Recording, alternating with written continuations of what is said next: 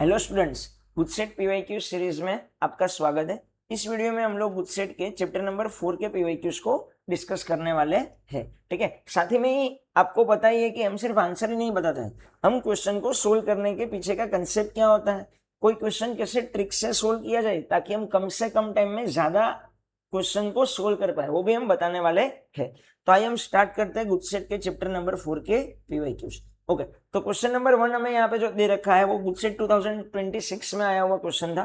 तो हमें यहाँ पे ऐसा दे रखा है, charge particle having charge q is moving perpendicularly to the uniform magnetic field with linear speed v on a circular path of radius r, the periodic time of revolution of particle. तो हमें यहाँ पे periodic time option देख के मुझे ये पता चल रहा है कि पीरियोडिक टाइम किसके ऊपर डिपेंड कर रहा है, किसके ऊपर डिपेंड नहीं कर रहा है, उसके बारे में पूछा है। तो अगर आपको टाइम पीरियड का डायरेक्ट फॉर्मूला पता है तो आप डायरेक्ट फॉर्मूला लगा सकते हो। अगर आप डायरेक्ट फॉर्मूला नहीं पता तो आपको थोड़ा सा यहाँ पे कैलकुलेशन करना पड़ेगा। जब भी हमें पता है कि कोई चार्ज पार्टिकल को परपेंडिकुलर मैग्नेटिक फील्ड में आप जब रखते हो तो उसका मोशन जो है वो सर्कुलर मोशन होता है। परपेंडिकुलर होने से उसके ऊपर जो फोर्स लगेगा होगा क्यू वी बी जितना, और उसका जो भी सेंट्रीपिटल फोर्स जो भी सर्कुलर मोशन कर रहा है, तो ये क्यूवीबी कौन रिप्रेजेंट कर रहा होगा, सेंट्रीपिटल फोर्स। तो ये क्यूवीबी जो है वो सेंट्रीपिटल फोर्स से इक्वल हो रहा होगा। तो अगर हम यहाँ से v से v को कैंसिल कर दें और अगर मैं यहाँ पे ऐसा लिखूँ कि भाई v by R is equal to क्या आने वाला है, v by R is equal to क्या आने वाला है, क्यूबी बाई एम। यस और नो, क्यूबी बाई एम। ऊपर से मैंने v बाई आर को यहाँ पे रखा है, m को मैंने कहा क्या कर दिया, राइट हैंड साइड पे यहाँ पे भेज दिया। तो हमारा v by R is equal to क्या होने वाला है, क्यू बी बाई एम। अगर आपको पता हो तो ओमेगा इज इक्वल टू क्या होता है, ओमेगा इज इक्वल टू होता है v बाई आर, हाँ कि ना। ओमेगा यानी कि आपकी एंगुलर स्पीड। तो एंगुलर स्पीड को मैं यहाँ पे रख दूं तो ओमेगा इज इक्वल टू मुझे मिल गया क्यू बी बाई एम। हमें पता है ओमेगा इज इक्वल टू होता है 2 पाई बाई टी। तो अगर मैं ओमेगा को रिप्लेस कर दूं 2 पाई बाई टी से, 2 pi by T is equal to बन गया क्यू बी बाई एम। तो टी की वैल्यू जो मुझे यहाँ पे मिल रही है, टी की वैल्यू क्या मिलेगी, T is equal to 2 pi into M divide by Q B.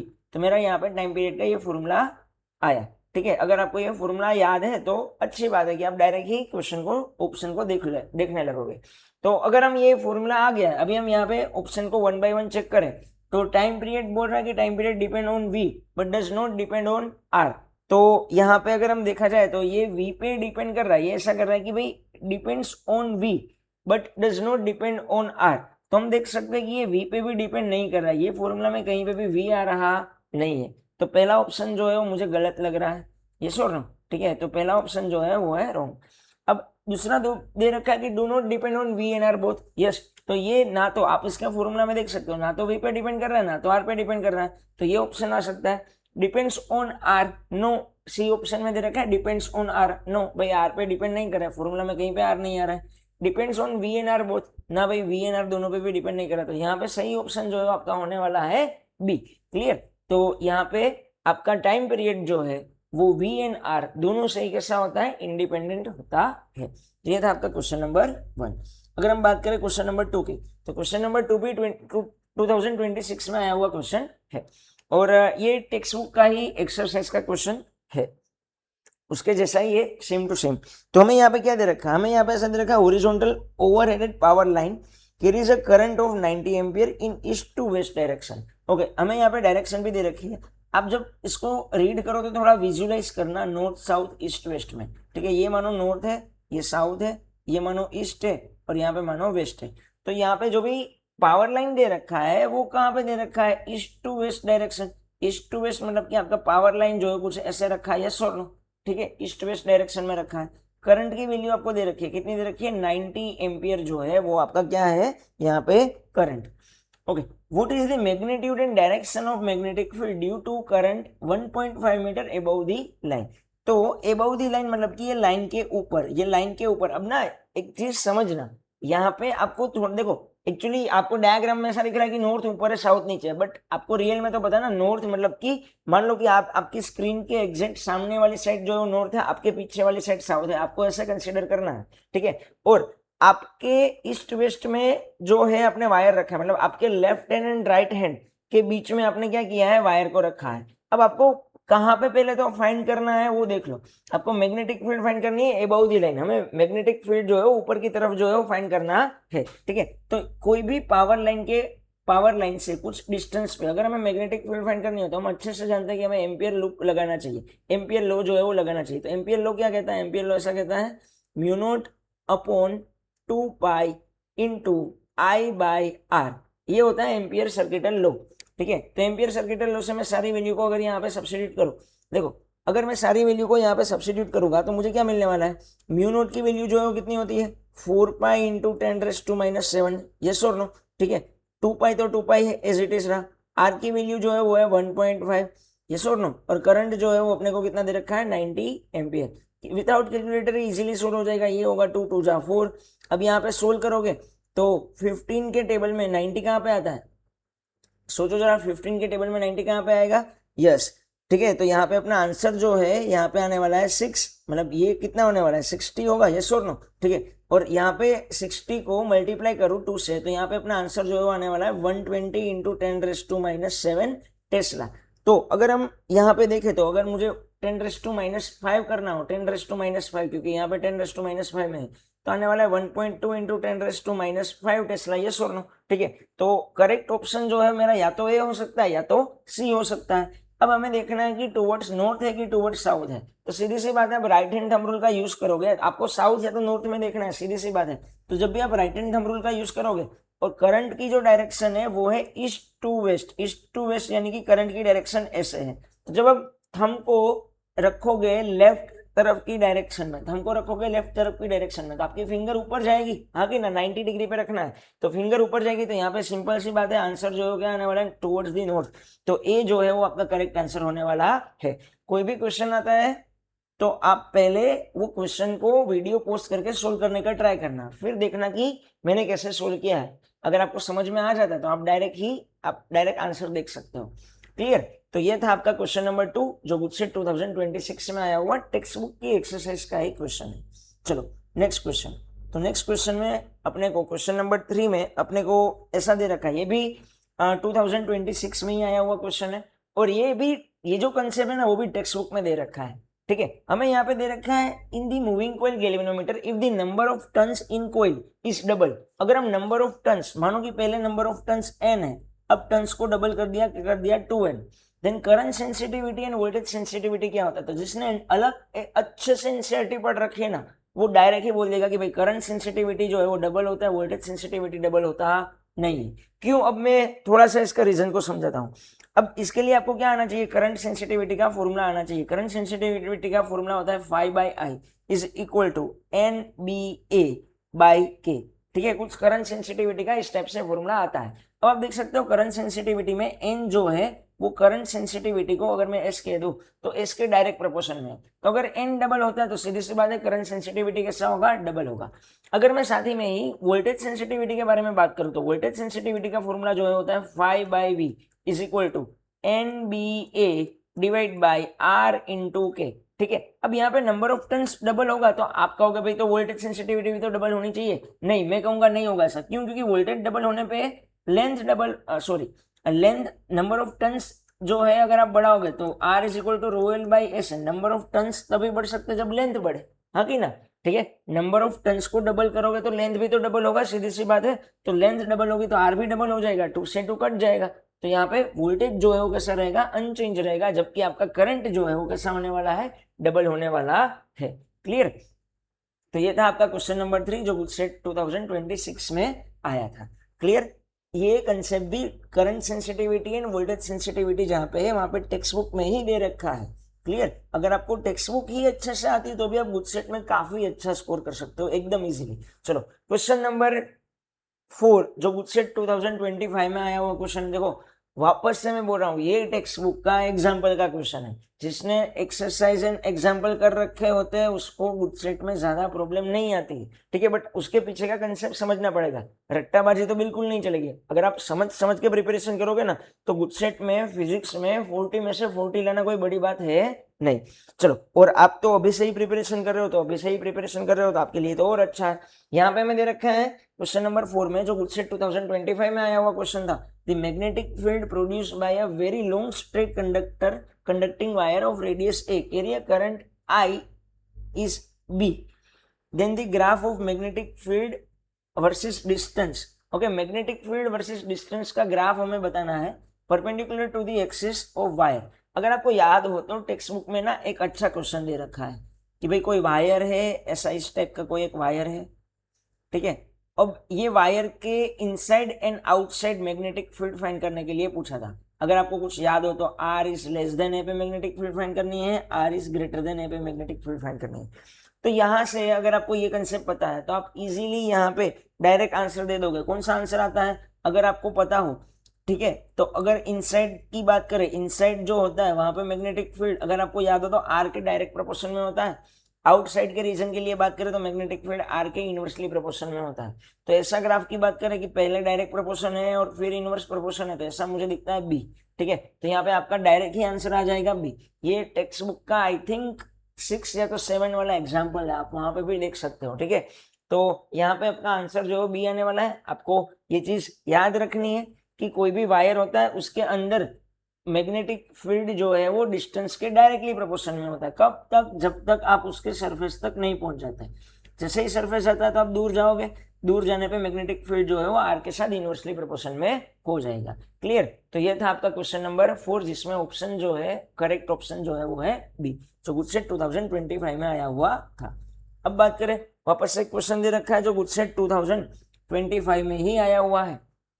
क्या दे रखा है? The horizontal component of earth magnetic field जो है, हमें मैग्नेटिक फील्ड दे रखा है कुछ, and the direction of field is from the geographic south to the geographic north pole. हमें मैग्नेटिक फील्ड दे रखा है, ठीक है। A very long straight conductor is carry a steady current. Steady current दे रखा है हमें 1 एम्पियर का। What is the force per unit length? हमें फोर्स पर यूनिट लेंथ जो है वो फाइंड करना है। When wire is placed on horizontal table and the direction of current is south to north. अब देखो सीधी सी बात है ना, यहाँ पे मैग्नेटिक फील्ड का डायरेक्शन कैसा है? साउथ टू नॉर्थ है कि नहीं? ठीक है। अब करंट का भी डायरेक्शन कैसा है? साउथ टू नॉर्थ, यस और नो? ठीक है। तो आपको अगर पता हो तो मैग्नेटिक फोर्स का, करंट कैरिंग कंडक्टर पे जो फोर्स लगता है उसका फॉर्मूला जो है कुछ ऐसा होता है, ILB sin थीटा। मेरी बात समझ में आ रही है कि नहीं आ रही? आपके पास 2 फॉर्मूला होते हैं मेन फोर्स के, वैसे तो 3 फॉर्मूला है, बट स्टार्टिंग में देखा जाए तो 2 फॉर्मूला आप डिस्कस करते हैं। एक होता है F = QVB sin थीटा, वो पॉइंट चार्ज के लिए होता है, ये करंट कैरिंग कंडक्टर के लिए होता है। तो थीटा जो है वो किस किसके बीच का एंगल होता है? लेंथ एंड मैग्नेटिक फील्ड के बीच का एंगल होता है। तो मैग्नेटिक फील्ड भी साउथ से नॉर्थ है, करंट भी साउथ से नॉर्थ है, ठीक है। मतलब आइडियल की डायरेक्शन भी कैसी हुई? साउथ से नॉर्थ हुई, एंड मैग्नेटिक फील्ड का डायरेक्शन भी कैसा है? साउथ से नॉर्थ की तरफ है, हाँ कि ना? दोनों के बीच का एंगल कितना बन जाएगा? दोनों के बीच का एंगल जो है बनने वाला है 0। साइन 0 की वैल्यू जो होती है 0, तो यहाँ पे डायरेक्ट आपका आंसर जो है आने वाला है 0। क्लियर? तो ये एकदम इजी सा एंड काफी अच्छा क्वेश्चन दे रखा है कि अगर आप सोल्व करोगे तो सीधी सी बात है आपको B, C एंड D में से कोई ऑप्शन मिलेगा ही मिलेगा। बट यहाँ पे एंगल देख के काम करना है अपने को, ठीक है। एंगल जो है वो बन रहा है 0, साइन 0 हो जाएगा 0, तो डायरेक्ट आपका आंसर जो है ऑप्शन जो है आ जाएगा A। क्लियर? चलो, तो आई होप कि आपको समझ में आया होगा। अब हम डिस्कस करते हैं नेक्स्ट क्वेश्चन। तो नेक्स्ट क्वेश्चन नंबर 6 में हमें ऐसा दे रखा है dimensional formula of current sensitivity. देखो 26 में भी एक क्वेश्चन आया करंट सेंसिटिविटी के बेस पे, 25 में भी एक क्वेश्चन आया करंट सेंसिटिविटी के बेस पे।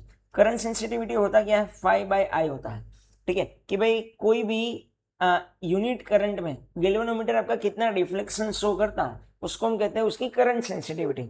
अब फाई का यूनिट तो वैसे रेडियन होता है, बट यहाँ पे तो रेडियन का तो कोई डायमेंशन होता नहीं है, तो यहाँ पे डिनोमिनेटर में आया करंट, करंट का डायमेंशन अगर 1/करंट है तो हम लिखते हैं एम्पियर इनवर्स। तो डायरेक्ट सीधी सी बात है, यहाँ पे ऑप्शन क्या आएगा? C, ampere inverse is a unit of current sensitivity. Clear? चलो, तो ये एकदम इजी सा क्वेश्चन जो 2025 में आया था।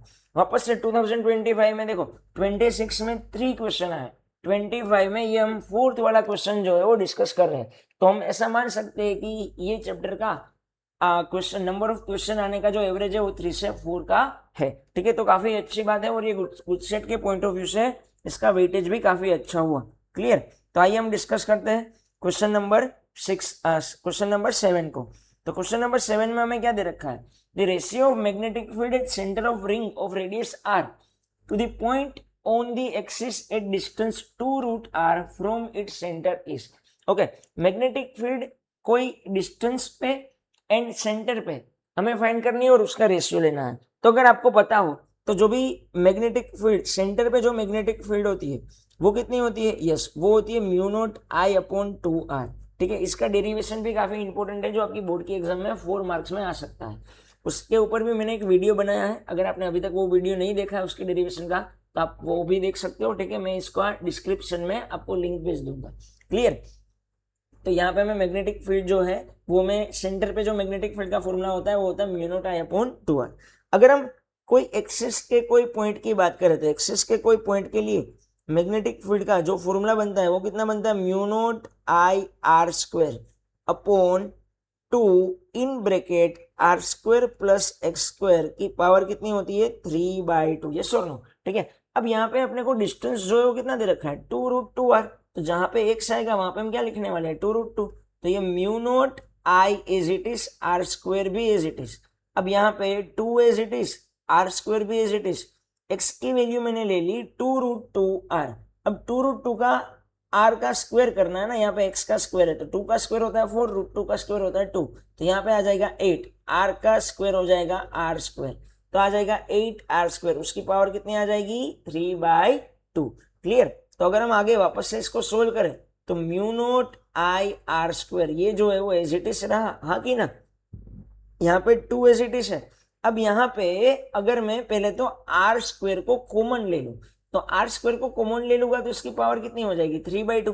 भाई आर स्क्वायर को कॉमन लूं तो उसकी पावर कितनी हो जाएगी, 3/2। वापस से 2 से 2 कट जाएगा तो यहाँ पे बाहर कॉमन जो है वो क्या आएगा, आर का क्यूब आएगा, हाँ कि ना।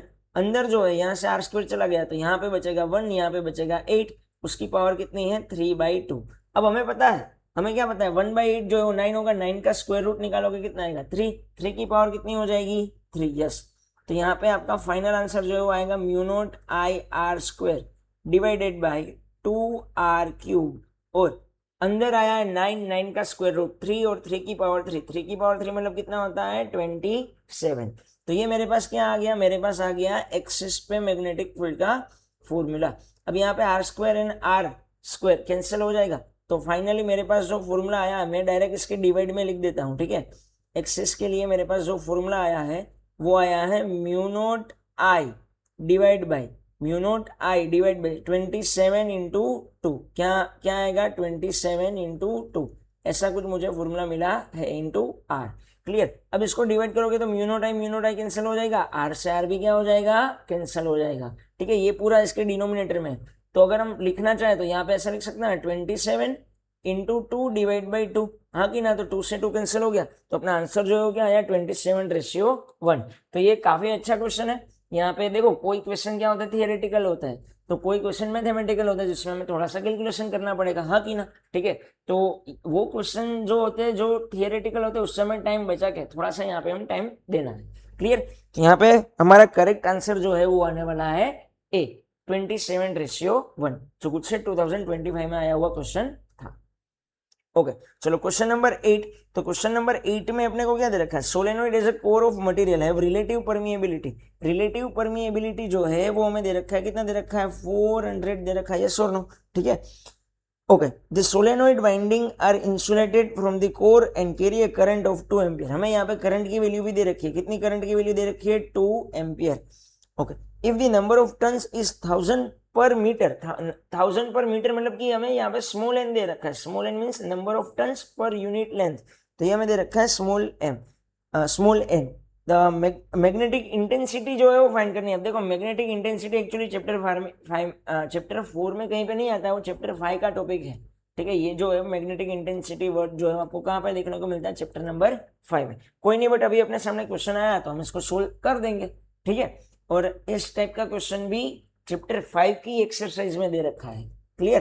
तो अगर हम यहाँ पे इसको सोल्व करने जाए, इसको सोल्व करने पे अपना आंसर जो है क्या मिलने वाला है, देखो पहले तो मैग्नेटिक इंटेंसिटी आपको पता होना चाहिए, क्या होता है, एन इंटू आई। काफी सारे लोगों को ये पता ही होगा, काफी इजी कंसेप्ट है ये, ठीक है। तो हमें यहाँ पे करना क्या है, एन इंटू आई करना है। N into i number of turns per unit length, तो हमें कितने दे रखा है, 1000 दे ही रखे। करंट की वैल्यू कितनी है भाई, करंट की वैल्यू जो है वो 2 है, तो डायरेक्ट आंसर आ जाएगा, कितना आ जाएगा, 2000। इसका यूनिट जो है वो होता है एम्पियर पर मीटर, तो 2000 एम्पियर पर मीटर। तो आपका बी जो है वो करेक्ट ऑप्शन जो है वो होने वाला है। तो ये भी एक इजी सा क्वेश्चन है, और ये क्वेश्चन चैप्टर 4 का नहीं मानेंगे हम, चैप्टर 5 का मानेंगे। क्लियर, क्योंकि ये आपको मैग्नेटिक इंटेंसिटी चैप्टर 5 में दे रखा है। चलो नेक्स्ट क्वेश्चन। तो नेक्स्ट क्वेश्चन जो है वो क्वेश्चन नंबर 9, जो काफी अच्छा क्वेश्चन है, और बोर्ड की एग्जाम में भी इस टाइप के क्वेश्चन जो है अपने को देखने को मिलते हैं। क्या बोला है, an ideal ammeter and ideal voltmeter has resistance of.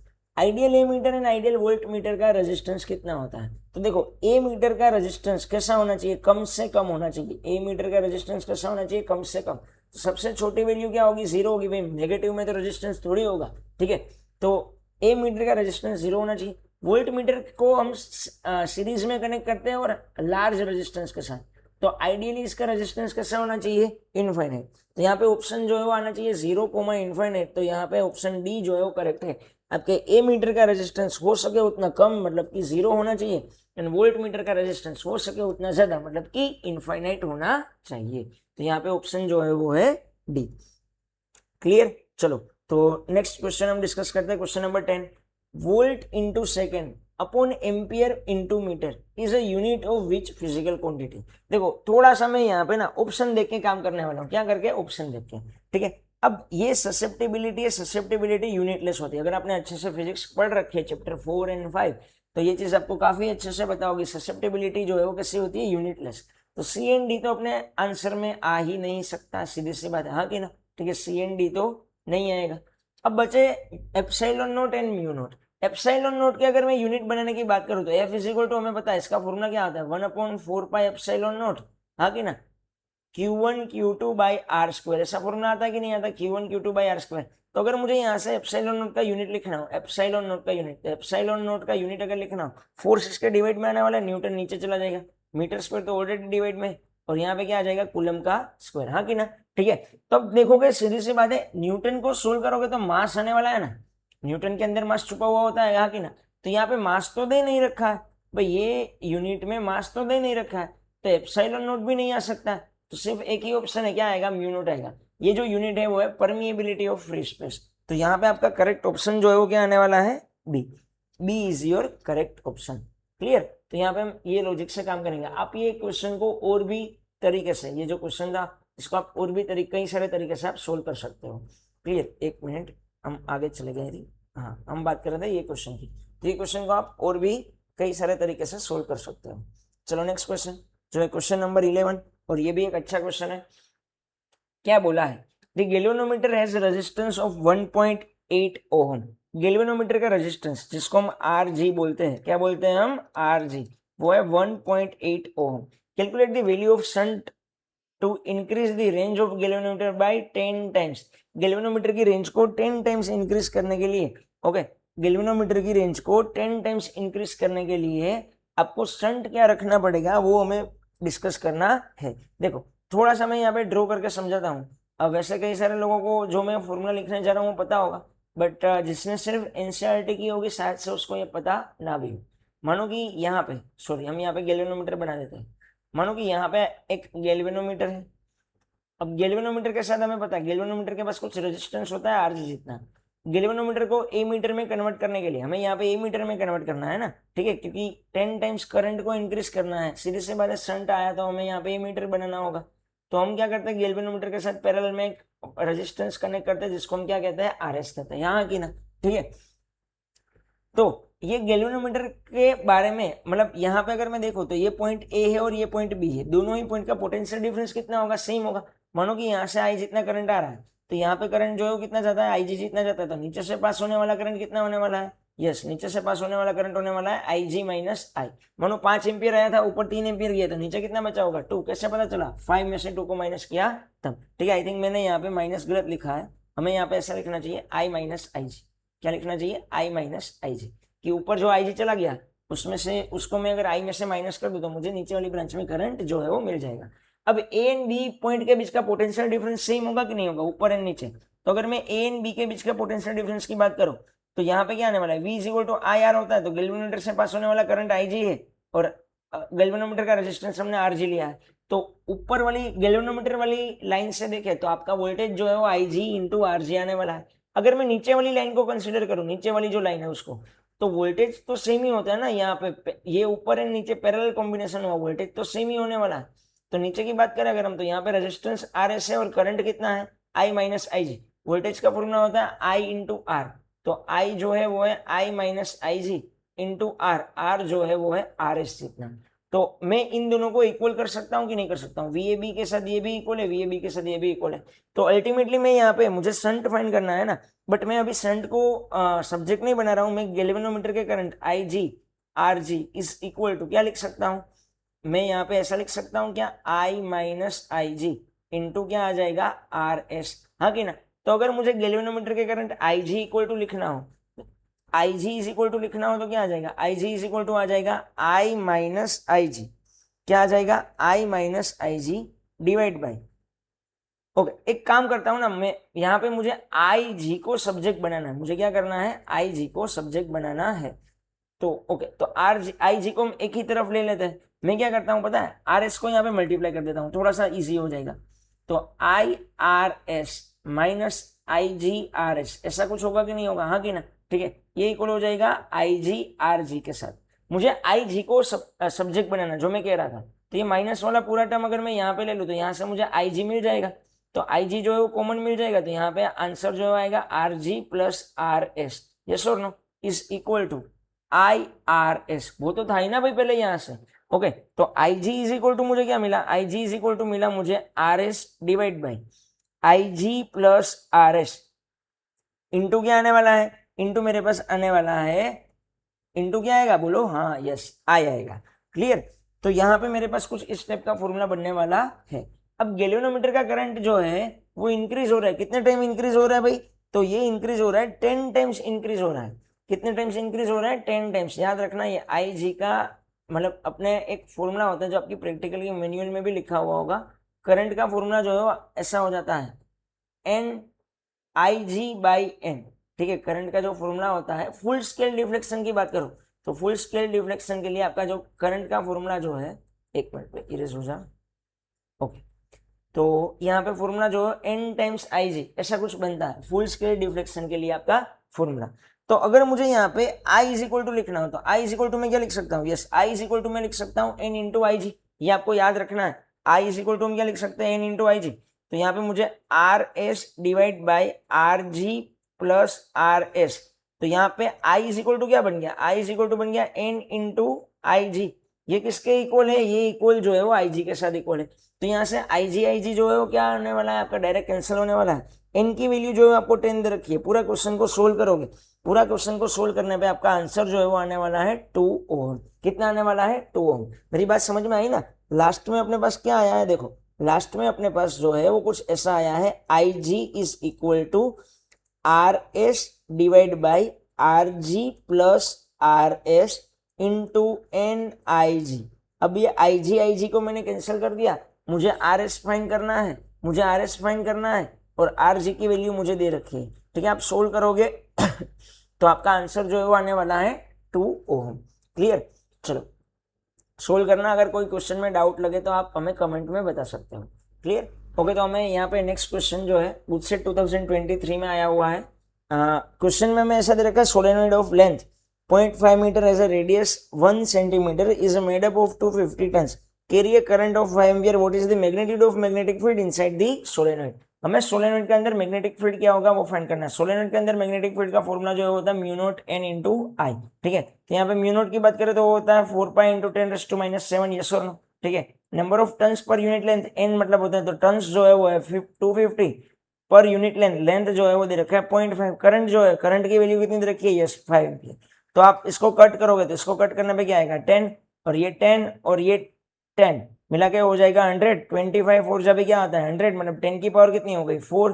तो पाई इंटू 10⁻⁻⁷ इंटू 10⁻⁴, आंसर जो है वो आने वाला है ए 3.4 इंटू 10⁻⁻3। क्लियर, तो एकदम इजी सा क्वेश्चन है, टेक्स्ट बुक का ही क्वेश्चन है, ठीक है। चलो क्वेश्चन नंबर 13। तो क्वेश्चन नंबर 13 में हमें क्या दे रखा है, क्वेश्चन नंबर 13 में हमें ऐसा दे रखा है, electron is moving with a speed of 3 into 10⁻⁷ meter per second in a magnetic field of 12 into 10⁻⁴ Tesla. Perpendicular direction of motion of electron. The radius of path of electron is. तो हमें यहाँ पे radius find करना है, ठीक है। तो वापस से सेम ही भाई, परपेंडिकुलर होता है तो q v B is equal to m v square by r के। हमें आर फाइंड करना है, वी से वी जो है कैंसिल हो जाएगा, आर इज इक्वल टू हो जाएगा m v by Q B, हाँ कि ना, ओके। m की जो वैल्यू है वो कितनी है 9 इंटू 10⁻⁻31, सब क्वेश्चन में दे रखा है।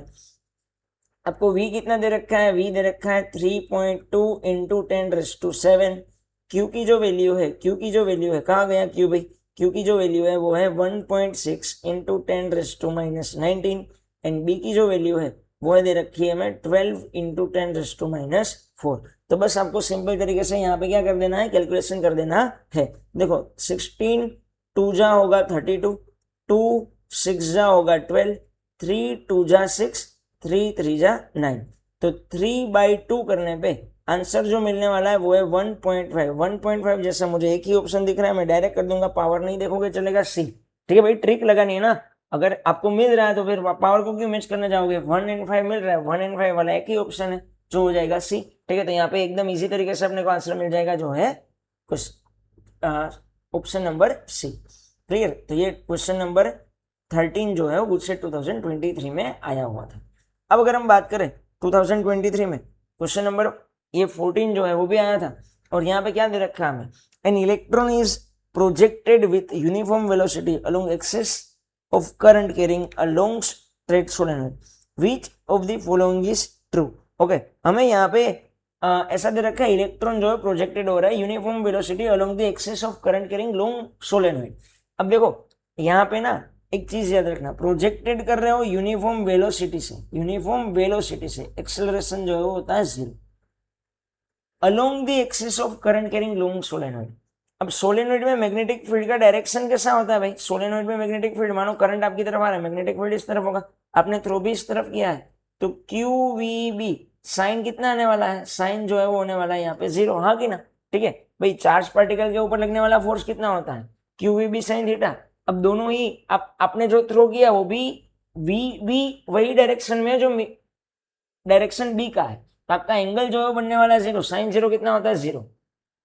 तो हम यहाँ पे देखें, और यहाँ पे पाथ की बात करें तो पाथ भी लीनियर होता है, ये चीज आपको हमने बताई हुई है। ठीक है, क्लियर हुई मेरी बात की नहीं हुई, ये चीज हमने आपको बताई हुई है। अगर आपने नहीं पढ़ा है ये चीज कि पाथ लीनियर होता है तो आप हमें कमेंट में बता सकते हैं, इसका पूरा डेरिवेशन जो है हम आपको करवाएंगे। तो इलेक्ट्रॉन का पाथ सर्कुलर होगा, गलत बात है भाई, परपेंडिकुलर होता है तब सर्कुलर होता है। एक्सेलरेटेड करेगा, नहीं करेगा भाई, velocity 0, uniform velocity, acceleration 0। Electron will experience a force 45 degree, नहीं लगेगा 45 डिग्री।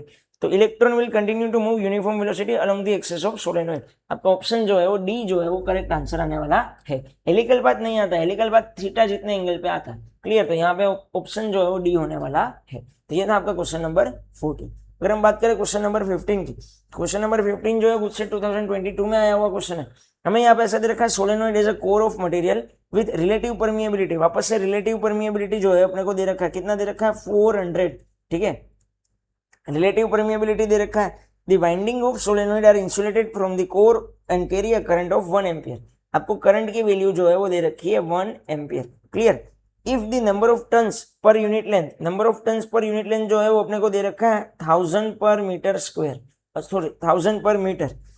द मैग्नेटिक फील्ड हमें फाइंड करना है, तो मैग्नेटिक फील्ड का फॉर्मूला, अब देखो मैग्नेटिक फील्ड का फॉर्मूला वैसे होता है mu not an I, but जब कोई मटेरियल सोलेनॉइड के अंदर होता है तो ये फॉर्मूला कितना बन जाता है, mu naught mu R N I, हाँ की ना भाई। इसको सिर्फ सोल्व करना है, म्यू नॉट की वैल्यू होती है 4 पाई, पाई को पाई ही रखना है, ऑप्शन देख के देख लेना। ठीक है, 4 पाई इंटू 10⁻⁻⁷, म्यू आर की वैल्यू जो है वो कितनी है 400। Number of turns per unit length, number of turns per unit length कितना दे रखा है, यस वो दे रखा है 10⁻3। करंट जो है वो है 1, तो 4 4 जा कितना आने वाला है 16। ठीक है, 16 पाई, ये तो कंपलसरी आने ही वाला है। 10⁻⁷ और ये है दोनों मिला दो तो कितना हो जाएगा 5, तो 10⁻², तो 16 पाई इंटू 10⁻²। आपका सी ऑप्शन जो है करेक्ट होने वाला है। क्लियर। तो ये इजी सा क्वेश्चन हमें दे रखा था जो गुजसेट 2022 में आया था। चलो क्वेश्चन नंबर 16। तो क्वेश्चन नंबर 16 में हमें क्या दे रखा है, two long and parallel straight wire A and B, current जो है वो दे रखा है 10 and 4 in same direction are separated by distance 2 centimetre. Direct formula based question पूछा है भाई। ऐसे दो पैरेलल वायर्स हैं, दो पैरेलल वायर्स के बीच में कुछ डिस्टेंस है डी जितना, तो ऐसे पैरेलल वायर्स के लिए हमें फोर्स का फॉर्मूला जो है वो पता होना चाहिए। फोर्स का फॉर्मूला क्या होता है, यस फोर्स का जो फॉर्मूला होने वाला है वो होने वाला है mu not I1 I2 divide by 2 pi into क्या आता था डी, और यहाँ पे क्या आता था वायर का लेंथ L। क्लियर, ऐसा कुछ अपने को फॉर्मूला दे रखा था। अब हमें यहाँ पे क्या फाइंड करना है, फोर्स फाइंड करना है। सारी वैल्यू को हम सब्स्टिट्यूट करनी पड़ेगी। म्यू नॉट की जो वैल्यू होती है वो होती है 4 pi into 10⁻⁻⁷। I1 and I2 4 है और एक 10 है, तो डायरेक्ट कर देता हूं मैं, चलो 4 इंटू 10 ही रखता हूँ। ये लेंथ कितना दे रखा है, लेंथ कहाँ गया भाई, तो यहाँ पे अपने को लेंथ जो है सेपरेटेड बाय डिस्टेंस 2 सेंटीमीटर, तो 2 तो नीचे आने वाला है 2 पाई, और यहाँ पे डिस्टेंस 2 आ जाएगा, और estimated the force on 4 centimetre section, मतलब लेंथ जो है वो आपको दे रखा है 4 सेंटीमीटर 10⁻²। तो यहाँ पे 2 ये कट हो गया पाई से पाई, 2 2 जा 4 होता है, ये भी कट हो गया, तो वापस से 4 4 जा क्या आएगा 16, ठीक है। तो 10⁻⁻⁷ -2 मतलब होने वाला -9, और ये 10 लगाने पे हो जाएगा -8, तो -8 यहाँ पे हो रहा है, ठीक है। इतना समझ में आया कि नहीं आया, तो 4 4 जा 16 इंटू 10⁻⁻8 ऐसा आया ना अपना आंसर। रुक जाओ, तो यहाँ पे 1.6 इंटू 10⁻⁷ आना चाहिए, जो आ रहा नहीं है, मतलब हमने कहीं पे कुछ अपने कैलकुलेशन में मिस्टेक्स है। ओके, डिस्टेंस जो है वो सेंटीमीटर में, तो ये आ जाएगा 2 इंटू 10⁻², तो ऊपर जाएगा तो क्या होने वाला है, ऊपर जाएगा तो होने वाला है +2, तो ये आ जाएगा -6 और यहाँ पे -6, तो 1.6 में लिखना हो, यस, तो 1.6 में लिखना हो तो मैं क्या लिखूंगा -5। क्लियर, तो यहाँ पे अपना ऑप्शन जो है बी होने वाला है। इसको सोल्व करोगे तो आएगा -6, 16 इंटू 10⁻⁶, तो 1.6 इंटू क्या होने वाला है -5, तो बी ऑप्शन जो है आपका करेक्ट होने वाला है। क्लियर, चलो नेक्स्ट क्वेश्चन। तो नेक्स्ट क्वेश्चन में भी हमें कुछ सिमिलर टाइप का ही क्वेश्चन दे रखा है, जो हमें इस टाइप का क्वेश्चन आगे डिस्कस किया था। वापस से उस टाइप का ही क्वेश्चन है कि भाई सोलेनोइड है, लेंथ दे रखा है, रेडियस दे रखा है, 500 टन्स दे रखा है, करंट दे रखा है, magnitude of magnetic field inside the solenoid, ठीक है। ये क्वेश्चन आप सोल्व करो, ठीक है। म्यू नॉट एन आई लगाना है और कुछ करना नहीं है। ये है 4 पाई इंटू 10⁻⁷। आपको एन सोलेनोइड का लेंथ जो है वो दे रखा है, sorry number of turns per unit length, turns जो है वो है 500, number of turns per unit length है 25.25, एंड करंट जो है वो कितना दे रखा है 2.5। इतना समझ में आया, हाँ कि ना, ठीक है। अब इसको कट करोगे 2.25 एंड 2.5 को कट करोगे तो आंसर क्या मिलने वाला है 10 मिलने वाला है, ठीक है। अब यहाँ पे अगर मैं देखो तो 5 4 जा होता है 20 और यहाँ पे पाई दे रखा है, तो सीधी सी बात है पाई का डबल जो है वो हो जाएगा 6.28, यस और नो, इंटू 10 बचा है 10, यहाँ पे वो -6 -5 एंड ये 2 0, मतलब कितना आने वाला है -3, तो यहाँ पे अपना करेक्ट आंसर जो है वो आने वाला है ए, ठीक है। आप थोड़ा आपके हिसाब से भी सोल्व कर सकते हो, ठीक है, सिर्फ कैलकुलेशन ही करना है, मैं कहीं पे भी कैलकुलेटर का यूज नहीं कर सकता, ठीक है। आपको नो डाउट, मैं ऐसा नहीं कहता हूँ कि कोई क्वेश्चन में कैलकुलेटर यूज होता ही नहीं है, आपको नो डाउट कि आप 25-40 क्वेश्चन देखोगे तो 1-2 क्वेश्चन में करना पड़ेगा, बट मैक्सिमम क्वेश्चन में तो नहीं करना पड़ेगा, मोर देन 95% क्वेश्चन में तो कैलकुलेटर का सोल्व करना पड़ेगा ही नहीं, ठीक है। तो वो चीज आपको दिमाग में रखनी है। क्लियर, आई होप कि ये क्लियर हुआ होगा। तो नेक्स्ट क्वेश्चन देखें, जो 2021 में आया हुआ क्वेश्चन है, अपना क्वेश्चन नंबर 18। तो यहाँ पे हमें ऐसा दे रखा है circular loop having radius r, current i जितना जो है वो उसमें से पास हो रहा है, produce a magnetic field at centre of loop B, what will be the magnetic dipole moment of this loop. Magnetic dipole moment जो है ये लूप की हमें क्या करनी है, फाइंड करनी है। तो मैग्नेटिक डाइपोल मोमेंट का फॉर्मूला आपको पता होना चाहिए, magnetic dipole moment is equal to क्या आता है NIA, हाँ कि ना। मैग्नेटिक डाइपोल मोमेंट का फॉर्मूला जो है कुछ अपने को ऐसा मिलता है NIA। सर्कुलर लूप है तो ये तो कितना आने वाला है πr², यस और नो।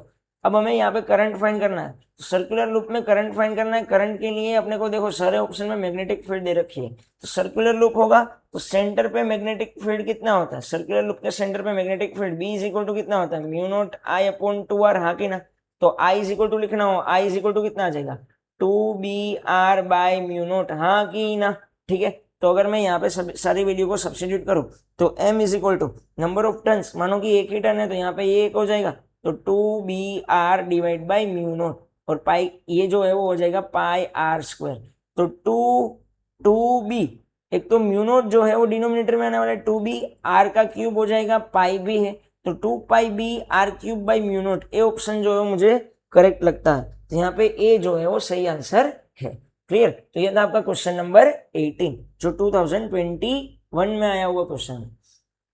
वापस से हमें 2019 सेम सिमिलर टाइप क्वेश्चन ही दे रखा है। सोलेनोइड का लेंथ दे रखा है, रेडियस दे रखा है, टर्न्स दे रखे हैं, करंट दे रखा है, magnitude of magnetic field inside the solenoid. भाई वापस से सेम ही है, म्यू नॉट एन आई।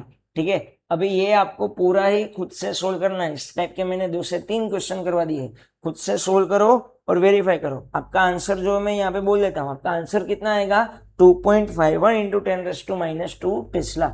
अगर आपसे सोल्व नहीं होता तो आप कमेंट में मुझे बता सकते हो। क्लियर। तो एकदम सिंपल सा ही क्वेश्चन है।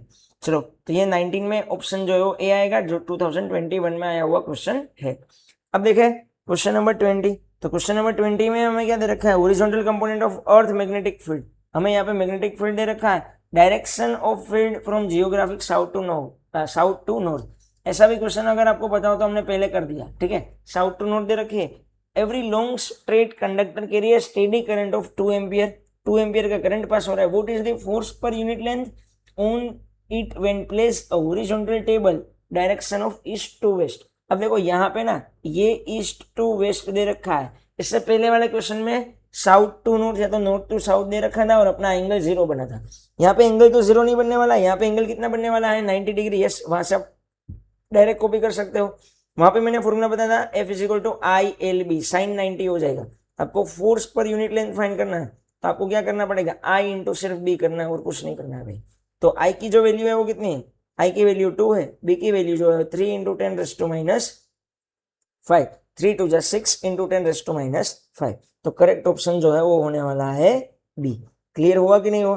ठीक है, तो ये हमने 2021 से 26 तक के क्वेश्चन डिस्कस किए, मतलब पास्ट 6 ईयर के क्वेश्चन डिस्कस किए ये वीडियो में, जो आपके लिए आई होप कि ये काफी यूजफुल होगा। हमें साथ में ये भी देखने को मिला है कि ऑन एन एवरेज चैप्टर 4 से 3 और 4 क्वेश्चन देखने को मिलते हैं और ज्यादातर जो है क्वेश्चन इजी ही होते हैं। क्लियर। अगर आपने एनसीईआरटी अच्छे से रीड किया तो यहाँ पे आपको कोई प्रॉब्लम होने वाला नहीं। तो आज के वीडियो में हम यहाँ तक रखते हैं। अब नेक्स्ट क्लास में हम चैप्टर नंबर 5 के PYQs को डिस्कस करेंगे। ठीक है, तो तब तक आप हमारे साथ जुड़े हुए रहिए। Thank you.